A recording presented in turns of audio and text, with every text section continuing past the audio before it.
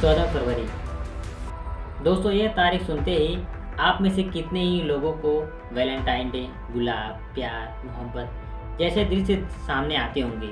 लेकिन जैसे ही 14 फरवरी 2019 बोला जाए, सभी भारतीयों की आंखों के सामने पुलवामा में हुआ आतंकी हमला आ जाता है। इसमें भारत माँ ने अपने 40 वीर जवानों को खो दिया था। साथियों, इस घटना के इस वर्ष 4 साल पूरे हो गए हैं, लेकिन माँ भारती और भारतीय नागरिक अब तक इसको भूल नहीं पाए हैं और ना ही कभी भूल पाएंगे। आज हम आपको इस घटना से जुड़े हर उस पहलू के बारे में बताएंगे जिसका इस घटना से संबंध है, और साथ ही साथ इसके जिम्मेदारों और उन गद्दारों के बारे में भी आपको पूरी जानकारी देने की कोशिश करेंगे। नमस्कार साथियों, मैं उर्जेश कुमार और आप देख रहे हैं संचार मीडिया। पुलवामा हमले की अगली सुबह ही एनआईए की टीम घटना स्थल पर पहुंच गई और साथ ही साथ फॉरेंसिक विभाग और विस्फोटक पदार्थ की जांच के लिए भी टीमें घटना स्थल पर पहुंची और जांच में जुट गए। पुलवामा हमले के वक्त एनआईए जम्मू कश्मीर के आईपीएस राकेश बलवाल लीड कर रहे थे। इन्हीं के नेतृत्व में एनआईए ने पुलवामा हमले की जांच पूरी की। एनआईए की जांच में जो चीज़ें बाहर आए और वह कैसे आए, उसके लिए कश्मीरी लेखक राहुल पंडिता ने how the Pulwama case was cracked नाम से किताब लिखी।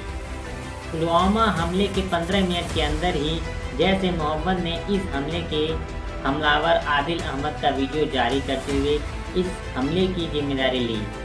वीडियो में आदिल ने भारत और हिंदुओं की बुराई की और मुस्लिमों को जिहाद के रास्ते पर चलने को कहा। इस वीडियो में आदिल ने सिर्फ लिपसिंग मतलब सिर्फ होंठ हिलाए थे, जबकि आवाज़ किसी और की ही थी। हमले के दूसरे दिन सेंट्रल फॉरेंसिक साइंस लेबोरेटरी की टीम और बम एक्सपर्ट की टीम पुलवामा पहुंची। शरीरों के टुकड़ों को अलग अलग डिब्बों में रखा गया और धातु और विस्फोट से जुड़े सबूतों को अलग अलग डिब्बों में रखा गया। एनआईए की टीम के सामने 3 सबसे बड़े और अहम सवाल थे।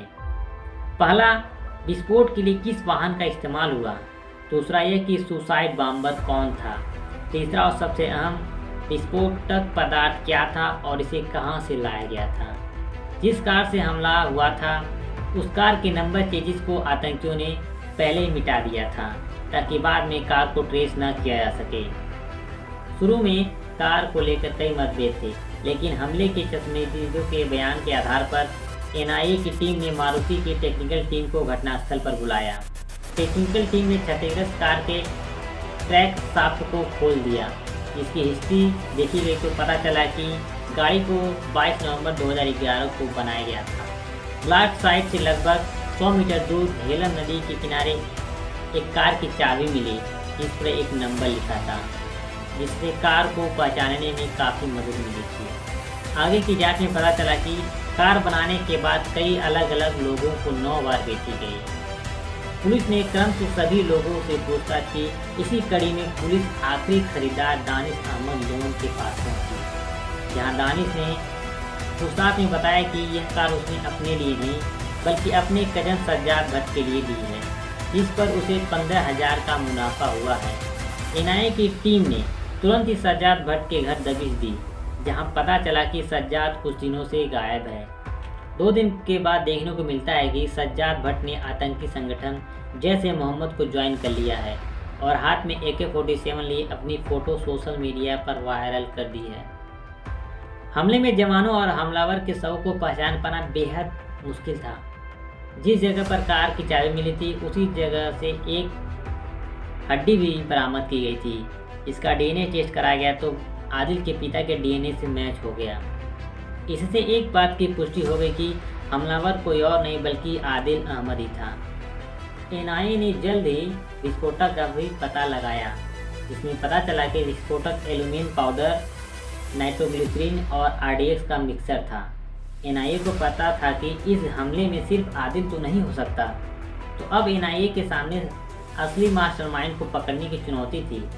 इसके लिए एनआईए ने जैश के लिए काम करने वाले लोकल OGW यानी ओवरग्राउंड वर्कर पर नज़र रखना शुरू किया।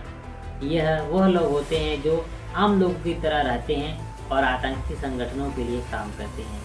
और उन्हें हमले के स्थान की पूरी जानकारी देते रहते हैं। इसी कड़ी में 2 OGW मुबशिर अहमद खान और बिलाल अहमद मीर की व्हाट्सएप चैट और स्टेटस से हुई बातचीत को देखा, जिससे हमले में इन दोनों के शामिल होने का पता चला। लेकिन यह भी पता चला कि असली मास्टरमाइंड कोई और ही है। इस बीच NIA को पता चला कि मुबशिर त्राल में कहीं छिपा है, जहां आर्मी ने मुठभेड़ में उसे मार गिराया। उसी मुठभेड़ में जैश के 2 और आतंकियों को भी ढेर किया गया। हमले के 1 महीने के भीतर ही सेना ने 18 आतंकियों को ढेर किया। इसमें से 14 जैश-ए-मोहम्मद के आतंकी थे। 17 जून 2019 को अनंतनाग में सेना ने सज्जाद भट्ट को भी ढेर कर दिया। हालांकि इन दोनों के मौत के बाद भी यह साबित नहीं किया जा सका कि इस घटना के पीछे पाकिस्तान का हाथ है या नहीं। हमले की तह तक जाने के लिए IPS बलवाल ने जैश के द्वारा किए गए अन्य हमलों की जानकारी जुटाई और एनकाउंटर में मारे गए आतंकियों के फ़ोन से जानकारी जुटाना भी शुरू किया गया। उनके हाथ एक आतंकी का फ़ोन और एक आईफोन लगा, जिसकी जांच के बाद पता चला कि फ़ोन इदरीस नाम के आतंकी का है और फ़ोन में 100 GB से ज़्यादा की जानकारी स्टोर की गई है। इसमें वॉइस मैसेज, वीडियो, फ़ोटो और भी बहुत सारी जानकारियाँ थी। इसी फ़ोन से NIA को एक लड़की की फ़ोटो भी मिली, जिसका नाम ईसा जान था, जो इदरीस की प्रेमिका थी। NIA ने ईसा को गिरफ्तार किया और पूछताछ में ईसा ने बताया कि ईसा के पिता भी OGW थे। पुलिस ने जब ईसा के घर की तलाशी ली तो उसके बाद पता चला कि आदिल अहमद का आखिरी वीडियो यहीं शूट किया गया था, जिसे वायरल करते हुए जैश-ए-मोहम्मद ने हमले की जिम्मेदारी ली थी। इसके बाद NIA ने 4 लोगों को गिरफ्तार किया। इसमें इदरीस के लिए फ़ोन खरीदने वाला बिलाल कूची और विस्फोटक सामग्री मंगाने वाला बैचुल इस्लाम था। इन्हीं में से एक साकिर बांसी से पूछताछ में पता चला कि इदरीस का असली नाम अमर फारूक था, मतलब मसूद अजहर का भतीजा, और यह भी पता चला कि इस हमले का मास्टरमाइंड इदरीस और उमर फारूक ही था। हमले में इस्तेमाल किया जाने वाला विस्फोटक भी इदरीस ने ही तैयार किया था। पहले हमले का प्लान 6 फरवरी को RPF के काफिले को उड़ाने का था, लेकिन 5 फरवरी को इलाके में बर्फबारी होने के कारण RPF ने काफिले ले जाने का प्लान कैंसिल कर दिया था। बाद में RPF ने 14 फरवरी को काफिला ले जाने की तैयारी की, जिसकी जानकारी आतंकियों को लग गई और उन्होंने इस भयानक घटना को अंजाम दिया। इसमें 40 वीर जवान भारतीय शहीद हो गए। बाद में साकिर, वासिर और फैजुल इस्लाम को कोर्ट में पेश किया गया, जहां उन्होंने सारी बातों को बताया और अपना गुनाह भी कबूल किया।